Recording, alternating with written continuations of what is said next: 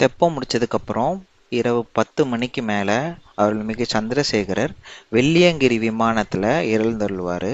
நீங்கள் இதை வேற எங்கேயுமே பார்க்க முடியாது. இப்படி ஒரு அழகை இது மருந்தீஸ்வரர் கோவிலுக்கே உண்டான சிறப்பு. இப்படி ஒரு வெள்ளியங்கிரி விமானத்தில் இறைவன் கந்தர்வர்கள், தேவர்கள், நாயன்மார்கள் குடைசூழ, அதுவும் மட்டும் இல்லை, எல்லார் கையிலையும் ஒரு அழகான மெழுகுவர்த்தியும் எரியும்.